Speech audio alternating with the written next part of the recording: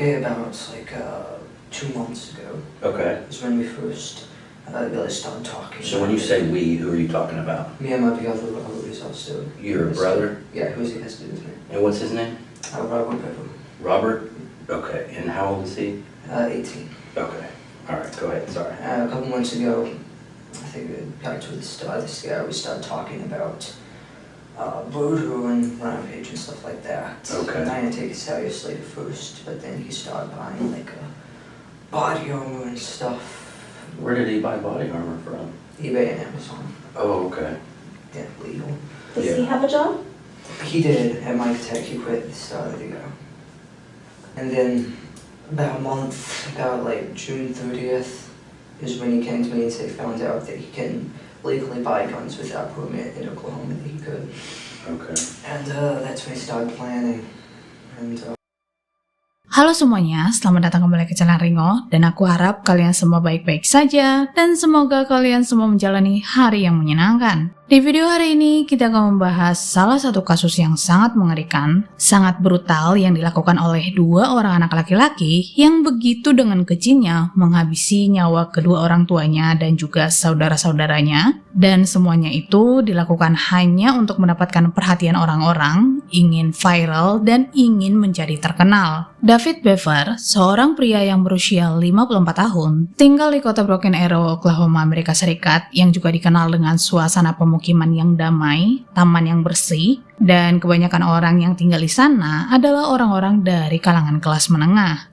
David tinggal bersama dengan istrinya April yang berusia 45 tahun dan ketujuh anak-anaknya, Robert yang berusia 18 tahun, Michael yang berusia 16 tahun, Crystal yang berusia 13 tahun, Daniel yang berusia 12 tahun, Christopher 10 tahun, Victoria yang berusia 5 tahun, dan si bungsu Autumn yang berusia 2 tahun yang lahir prematur. Di mana istrinya April akhirnya mendirikan sebuah organisasi nirlaba yang bernama Autumn's Hope untuk mengumpulkan uang. Dengan begitu mereka bisa membantu orang lain, terutama anak-anak yang terlahir prematur, dan membantu pendidikan mereka. David, ayahnya bekerja sebagai konsultan teknologi, di mana para rekan kerjanya menggambarkan David sebagai seorang pria yang baik, cukup pendiam, dia suka menyendiri, tidak terlibat dalam politik kantor, dan tidak terlalu suka bersosialisasi dengan pekerja lainnya. Sementara istrinya April digambarkan seperti induk ayam, dia begitu protektif terhadap keluarganya, dan menurut para tetangga, kalau keluarga ini cukup terasing, atau lebih tepatnya mereka sangat tertutup, mereka menghindari tetangga dan tidak berinteraksi dengan siapapun. Bahkan pasangan ini sendirilah yang mengajar anak-anak mereka seperti homeschooling, lalu mereka dilarang berinteraksi dengan tetangga ataupun anak-anak lainnya. Mereka juga bilang kalau gaya hidup keluarga ini sangat tidak menarik, bahkan beberapa orang tetangga tidak tahu nama lengkap seluruh anggota keluarga ini, sampai akhirnya nama mereka dirilis ke publik. Jadi anak-anak ini hanya bermain di rumah mereka sendiri, di halaman belakang. Pasangan ini benar-benar ingin melindungi anak-anak mereka dari dunia luar. Hal ini mungkin ada hubungannya dengan Robert yang rumornya pernah dianiaya saat dia sekolah di prasekolah atau taman kanak-kanak, yang membuat orang tua Robert akhirnya memutuskan untuk menariknya dari sekolah dan memperkenalkan dunia melalui internet pada anak-anak mereka, di mana anak-anak ini diizinkan menggunakan internet dengan bebas dengan sedikit batasan karena mereka berpikir kalau internet adalah tempat yang aman bagi mereka. Meskipun pada kenyataannya internet justru jauh lebih berbahaya daripada dunia nyata. Namun sepertinya David, ayah mereka, memiliki ketakutan yang berlebihan. Dia bahkan memasang kamera pengawas di setiap ruangan di rumahnya. Dengan begitu dia bisa memantau apa yang sedang terjadi di rumah tersebut. Lalu dia dan istrinya akan pergi berbelanja makanan ataupun kebutuhan sehari-hari. Dan selain itu, mereka tidak pernah pergi keluar rumah, termasuk untuk bertemu dengan keluarganya, mereka pun sangat-sangat jarang. Meski begitu, April, ibu mereka, sangat aktif di Reddit, yaitu sebuah situs web tempat di mana para pengguna bisa melihat dan berbagi tulisan. Dia sering memposting tentang topik-topik yang berkaitan dengan pendidikan yang mereka berikan di rumah, mengenai bagaimana mereka mengasuh anak-anak mereka, termasuk berbagi cerita mengenai bayinya yang terlahir prematur. Lalu dia mengungkapkan kalau dia telah menikahi David di Texas saat dia baru berusia 15 tahun, sementara David berusia 26 tahun dan keluarga ini menjalani kehidupan yang bahagia. Di sisi lain, pasangan ini juga mendorong anak-anak mereka, khususnya Robert dan Michael, untuk mengasah minat mereka dalam teknologi komputer dan sepertinya mereka tidak keberatan dengan hal ini. Mereka menghabiskan waktu selama berjam-jam untuk menonton video YouTube sampai akhirnya mereka membuat akun YouTube mereka sendiri yang bernama Cold Empire. Mereka mengunggah beberapa video ke YouTube mengenai Minecraft, sketsa komedi, lalu ada juga video vlog dan video tentang penampilan terbarunya setelah dia memotong rambut.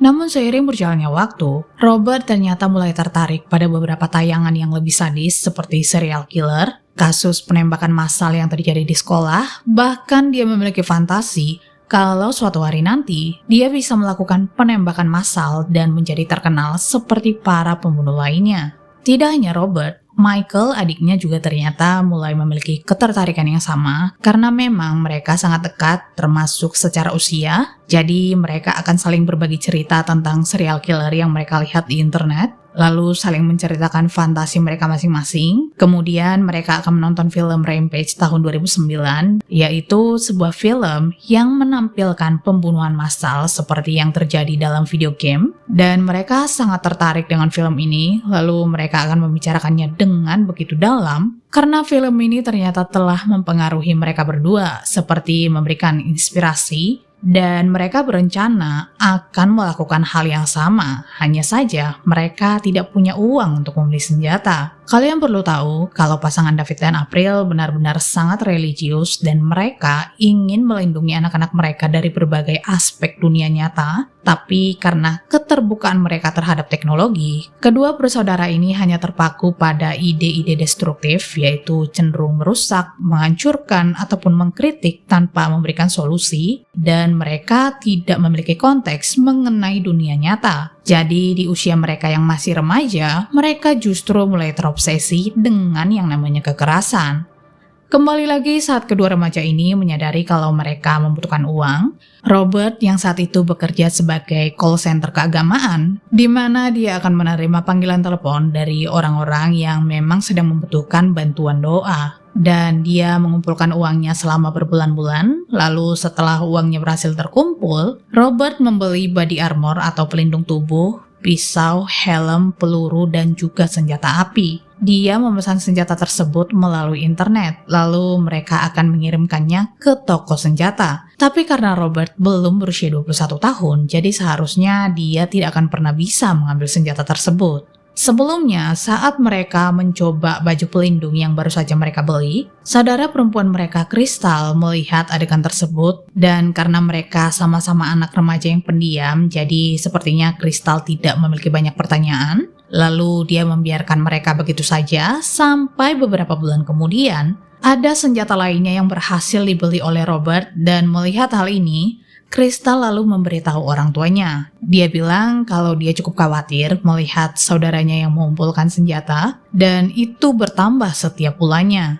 Namun pasangan ini tidak menanggapinya dengan serius. Mereka menganggap kalau itu hanyalah sekedar hobi dan itu biasa dilakukan oleh anak laki-laki seusia mereka. Tapi kalian perlu tahu, selain memesan senjata, Robert ternyata memesan 1.000 amunisi yang ternyata akan dikirim langsung ke rumah mereka pada tanggal 23 Juli tahun 2015. Tapi Robert tidak ingin orang tuanya tahu tentang amunisi tersebut, jadi kedua bersaudara ini terpaksa melakukan rencana mereka yang begitu mengerikan pada hari itu juga, tepat pada tanggal 22 Juli tahun 2015. Robert dan Michael berencana menghabisi seluruh anggota keluarganya, lalu mereka akan memulai perjalanan lintas negara untuk membunuh orang sebanyak mungkin, karena mereka ingin membuat jejak mereka sendiri dan jumlah korban akan menjadi acuan mereka. Sekitar jam 11:30 malam, Crystal berjalan ke atas untuk memberitahu kedua saudaranya, Robert dan Michael, agar mereka mencuci piring terlebih dahulu sebelum mereka tidur, dan itu adalah permintaan ibu mereka. Namun, saat Crystal masuk ke kamar tidur, dia melihat kedua saudaranya itu sedang mengenakan baju pelindung. Lalu semua pisau tersebar di tempat tidur mereka, dan sebenarnya ini tidak terlalu mengejutkan bagi Crystal karena sebelumnya dia juga sudah pernah melihat mereka mengenakannya, jadi dia tidak menganggap kalau ini berbahaya. Kemudian Michael bertanya pada saudaranya Robert, haruskah mereka melakukannya sekarang? Dan Crystal tidak menyadari betapa seriusnya situasi ini, jadi dengan polosnya dia bertanya apa yang mereka inginkan karena sekarang dia sudah berada di dalam kamar mereka. Michael kemudian memberi isyarat pada Crystal untuk melihat sesuatu di komputernya, dan saat dia menatap komputer tersebut, Robert mendekatinya dari belakang lalu menggorok lehernya. Crystal benar-benar kaget dengan serangan ini. Dia mencoba berjalan mundur keluar dari ruangan, tapi tiba-tiba Robert menusuknya beberapa kali di bagian dada, lengan, bahu, dan juga perut. Dia berusaha melakukan serangan yang sangat brutal yang telah mereka rencanakan selama berbulan-bulan. Lalu April, ibu mereka, mendatangi kamar kedua anak laki-lakinya itu setelah dia mendengar keributan. Tapi tiba-tiba dia diserang, dia ditusuk secara berulang kali hingga terdapat 48 kali tusukan, termasuk 18 kali di bagian kepala dan juga leher. Sementara Crystal sempat berpikir berlari ke kamarnya untuk mengambil ponselnya, sebelum akhirnya dia bisa turun ke bawah, lalu dia menyalakan alarm dan pergi melarikan diri dari rumah. Tapi saat dia tiba di halaman depan, dia sudah tergeletak dengan luka yang sangat parah. Paru-parunya sudah penuh dengan cairan dari luka sayatan di tenggorokannya, dan salah satu organ tubuhnya terlihat menonjol akibat dari luka sayatan yang ada di perutnya. Setelah menyerang ibunya, kedua bersaudara itu pergi ke kamar Daniel, adik mereka yang berusia 12 tahun, dan Daniel juga saat itu terbangun setelah mendengar keributan. Bahkan dia mengunci diri di dalam kamarnya, di mana dia akhirnya menelpon panggilan darurat. Dia bilang kalau saudara laki-lakinya telah menyerang seluruh keluarganya. Dan panggilan itu hanya berlangsung selama 1 menit karena kedua bersaudara ini mencoba menipu adiknya. Dari luar kamar, Michael meminta adiknya itu untuk mengizinkan masuk ke kamarnya dan dia bilang kalau yang melakukan penyerangan itu adalah Robert. Daniel ternyata percaya dengan cerita ini, jadi dia membuka pintu lalu mengizinkan Michael untuk masuk. Tapi tiba-tiba Robert menyerang Daniel adiknya itu sampai dia benar-benar tidak berdaya. Sama seperti Daniel, Christopher yang berusia 7 tahun dan Victoria yang berusia 5 tahun, ternyata mereka juga terbangun setelah mendengar keributan. Mereka bersembunyi dari kedua saudaranya itu, tapi sekali lagi Robert berhasil membujuk kedua adiknya itu agar mau membuka pintu. Dan tanpa basa-basi, mereka menusuk Christopher sebanyak 6 kali, lalu Victoria sebanyak 18 kali, dan ini benar-benar sangat mengerikan karena anak-anak sekecil itu tentu tidak dapat memahami apa yang sebenarnya sedang terjadi. Sementara David, ayah mereka, akhirnya bangun dari tempat tidurnya. Dia berlari ke bawah untuk melihat apa yang sebenarnya sedang terjadi. Dan dia sangat kaget melihat Robert putranya sedang memegang pisau besar, di mana dia terlihat bersiap untuk membunuh ayahnya. Tapi David tetap tidak berdaya, dia tidak bisa membela diri, hingga akhirnya dia meninggal dunia dengan 28 luka tusuk di badan, tangan, dan juga lengan kirinya.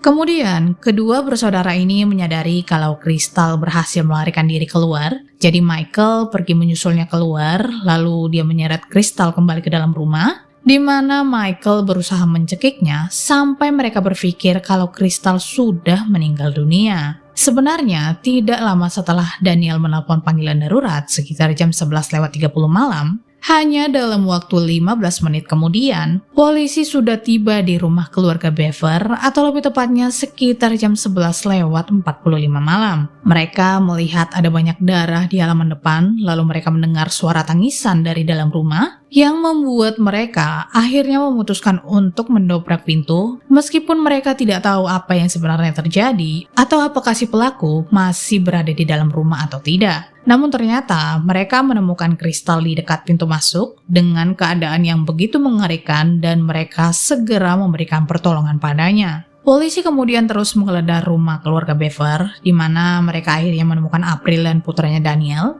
Saat itu mereka benar-benar sangat kritis, tapi pada saat mereka membawanya keluar, mereka ternyata sudah meninggal dunia. Dan begitu juga dengan Christopher, Victoria, dan David, semuanya ditemukan sudah meninggal dunia dengan keadaan yang mengerikan. Sementara si bungsu Autumn yang berusia 2 tahun ditemukan berhasil selamat, dia tidak mengalami luka sedikit pun. Sebenarnya, kedua bersaudara itu berencana akan menghabisi nyawa adik kecilnya itu, tapi karena polisi sudah tiba di rumah mereka, jadi mereka tidak sempat melakukannya dan mereka memutuskan untuk melarikan diri.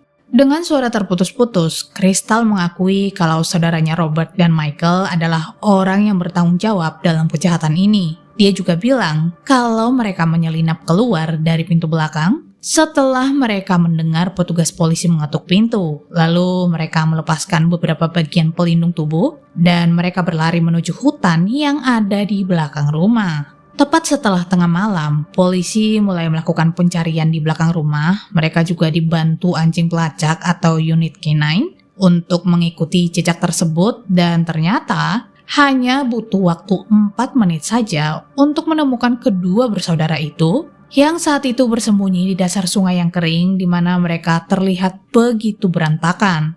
Robert terlihat langsung menyerah pada polisi sementara Michael masih bersembunyi di semak-semak yang membuat salah seorang petugas akhirnya melepaskan anjingnya dan menyerang bahu Michael hingga kemejanya hampir robek.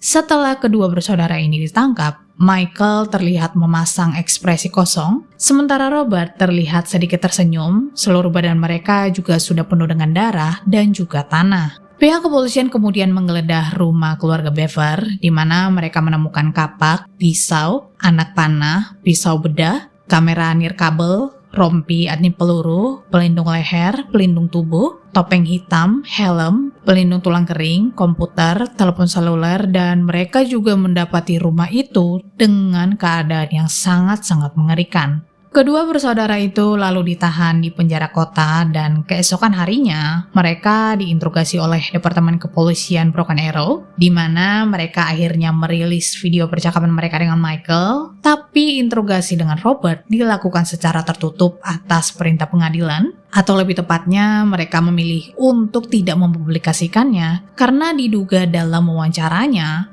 Robert mengagung-agungkan tindakannya. Dia merasa bangga dengan rencana yang sudah dia siapkan tanpa ada rasa penyesalan dan dia juga mengungkapkan keinginannya untuk mendapatkan perhatian para media. Menurut pengakuan Michael, dia dan Robert membuat rencana itu sekitar 2 bulan sebelumnya setelah Robert menyadari kalau ternyata mereka bisa membeli senjata dan amunisi secara online tanpa izin maupun lisensi. Jadi mereka akhirnya memesan sekitar 1000 peluru Glock dan 250 peluru senapan yang akan tiba sehari setelah seluruh keluarganya meninggal dunia.